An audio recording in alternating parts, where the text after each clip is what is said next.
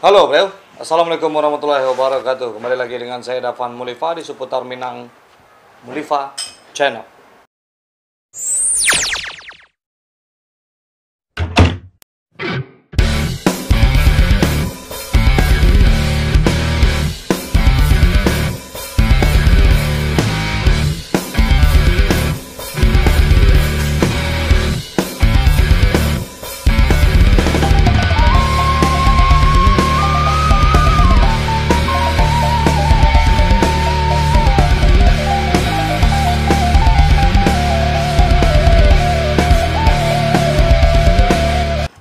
Oke, kita akan membahas tentang Nusa Tenggara Timur, NTT. Di daerah Flores ada jejak nenek moyang Minangkabau. Katanya di daerah Manggarai. Daerah Manggarai ini katanya berasal dari Minangkabau. Apakah betul? Nah, di daerah Manggarai ini, Manggarai Nusa Tenggara Timur di Flores ini adalah kampungnya Betran Petu. Nah, yang lagi viral tuh, anak angkatnya Ruben Onsu. Jadi kampungnya Betran Petu ini adalah Manggarai. Dan sedangkan Manggarai katanya berasal dari etnis Minangkabau. Bagaimana ceritanya? Oke. Jangan lupa di subscribe, di like, di komen. Komennya yang positif. Ini dia. Jejak Minangkabau yang berada di Flores, Manggarai Raya. Sesuai penuturan leluhur suku Kilor bahwa orang Minangkabau pertama yang datang ke Manggarai Raya, Nusa Tenggara Timur adalah Masur dan Mashur. Mereka beradik kakak. Sesuai kisah yang terus diwariskan kepada orang Manggarai bahwa Masur kakak dan Mashur adik berlayar dari Minangkabau menuju ke Goa, Makassar, Provinsi Sulawesi Selatan. Mungkin karena ada situasi peperangan di Minangkabau pada zaman itu sehingga sebagian besar orang Minangkabau lari dan mencari tempat aman di seluruh pelosok Nusantara. Petunjuk-petunjuk alam dengan rasi bintang di langit. Selanjutnya Masur dan Mashur berlayar dengan perahu dari Goa Makassar. Mereka berlayar menuju ke Warloka atau Gunung Talo. Selanjutnya Masur dan Mashur bersama rombongan keluarganya melakukan perjalanan darat dari Warloka atau Warloka menuju ke Guru Turi, Kampung Peri, persinggahan pertama. Selanjutnya mereka dipanggil Empo yang dalam bahasa lokal orang Manggarai sendiri menyebut leluhur. Empo Masur dan Mashur terus berjalan dari persinggahan pertama menuju ke persinggahan kedua di Lale Lombong. Dari persinggahan kedua menuju ke perkampungan Kilor, Desa Waebangka, dan menetap di kampung ini hingga keturunannya ada di sana sampai sekarang, kata narasumber yang bernama Sudirman. Bukti sejarah Empo.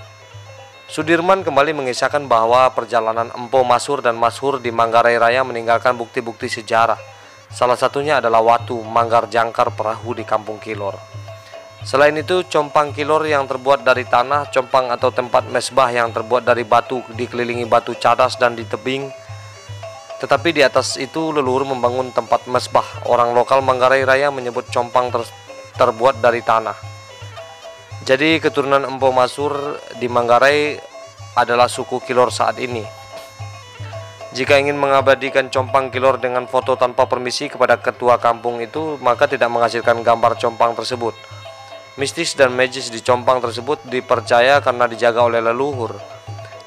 Dikisahkan Sudirman zaman dahulu itu Empo Masur dan Mashur memelihara sepasang babi. Selanjutnya babi betina bunting. Pada suatu hari babi bunting itu menghilang dari kampung itu. Pada hari itu Empo Masur dan Mashur mencari ke arah selatan dari Kampung Kilor. Keduanya berjalan melewati lembah dan pegunungan hingga mereka menemukan babi itu sudah beranak banyak. Nama tempat itu adalah Todokoe atau tumbuh kecil. Mereka sepakat agar Empo Mashur adiknya tinggal di Todokoe untuk menjaga hewan peliharaan itu. Keesokan harinya Empo Masur kakak pulang menuju ke Kampung Kilor. Dalam perjalanan pulang ia menangkap rusa. Orang lokal menyebutnya Daud. Empo Masur memikul rusa itu dan singgah di perkampungan Doson Dasa yang berada di lereng bukit di bagian selatan dari Kampung Kilor. Empo Masur meminta api di orang-orang Doson Dasa, tetapi orang di kampung itu tidak memberikan api kepada orang asing. Empo tidak kehilangan akal dan Empo ini memiliki ilmu kebal. Di pinggangnya dililiti semacam ikat pinggang yang terbuat dari bahan-bahan kulit kayu. Ia diam-diam tanpa memberitahukan kepada orang kampung itu mengambil arang api yang masih menyala dan disimpan di dalam lubang ikat pinggangnya. Empu Masur pamit untuk pulang kepada orang-orang kampung Dosondasa. Saat berada di tengah hutan sebelum kampung Kilor, Empu Masur menyalakan api yang dibawanya untuk membakar rusa. Kepulan asap api dari tengah hutan mengagetkan orang-orang di kampung Dosondasa. Orang-orang kampung Dosondasar mencari kepulan asap api itu dan menemukan Empu Masur sedang membakar daging rusa di hutan tersebut. Orang-orang kampung Dosondasa kaget dan takut karena mereka berpikir bahwa orang ini memiliki ilmu kebal yang tak tertandingi karena bisa menyalakan api. Sedangkan tadi mereka tidak memberikan arang api kepada orang itu yang singgah di kampung mereka. Sejak saat itu, lanjut Sudirman, Empu Masur tersohor dengan ilmu kebalnya. Setelah selesai makan daging rusa, Empu Masur kembali ke kampung Kilor. Mulai hari itu namanya sangat terkenal di seluruh wilayah kampung Dosondasa. Dari mulut ke mulut, lanjut Sudirman yang juga keturunan Empu Masur menceritakan kehebatan ilmu kebal dari orang asing itu. Mulai saat itu orang memakai api untuk membakar kebun dan kegiatan lainnya.